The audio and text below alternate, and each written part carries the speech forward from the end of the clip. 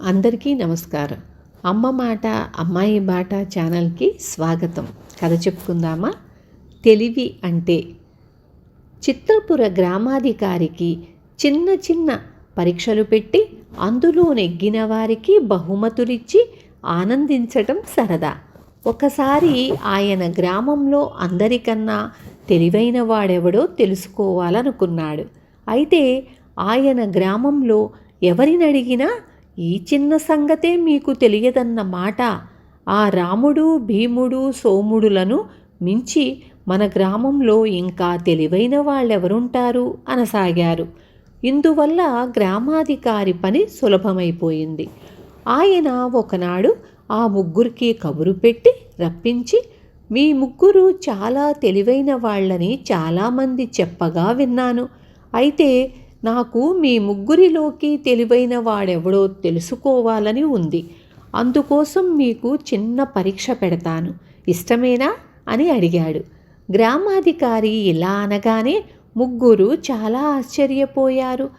ఆయనకు తమ తెలివితేటలు పరీక్షించాలన్న ఆలోచన ఎందుకు కలిగిందో వాళ్లకు అర్థం కాలేదు. అయినా ఆయన పెట్టబోయే పరీక్ష ఏమిటో ముందు తెలుసుకోకుండా సరే అనడం మంచిది కాదనుకొని, ముందు పరీక్ష ఏమిటో చెప్పండి అన్నారు ముగ్గురు. మిమ్మల్ని ఎడారి మధ్యలో 3 వేరువేరు ప్రాంతాల ఆహారం ఇవ్వకుండా వదిలిపెడతాను.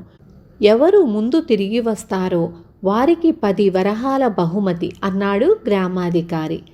తెలివైన వాడు ఎలాంటి కష్టాన్నైనా తట్టుకొని బయటపడగలడు.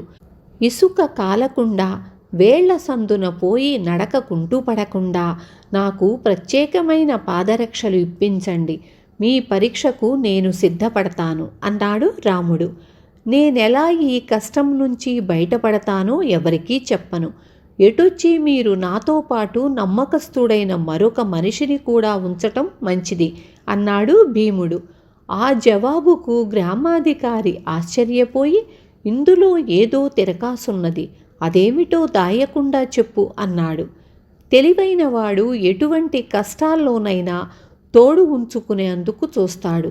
కష్ట సమయంలో ఇద్దరుంటే పరిష్కార మార్గం మరింత సులభమవుతుంది.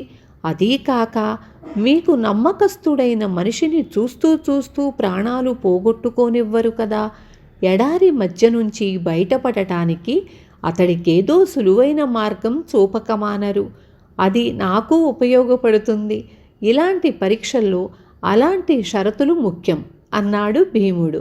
మరి నీ మాటేమిటి అన్నాడు గ్రామాధికారి సోముడు వంక తిరిగి.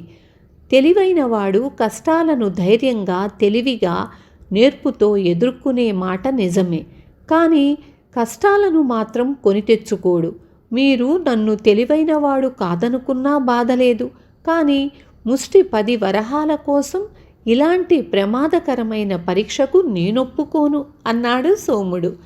ఈ జవాబుతో తెలివి అంటే ఏమిటో గ్రామాధికారికి అర్థమైపోయింది. ఆయన పరీక్ష సంగతి వదిలిపెట్టి 10 వరహాలు మిగుల్చుకొని తాను తెలివైన వాడిననిపించుకున్నాడు. విన్నారు కదా. రేపు మళ్ళీ మరొక కథతో మీ ముందుకొస్తాను.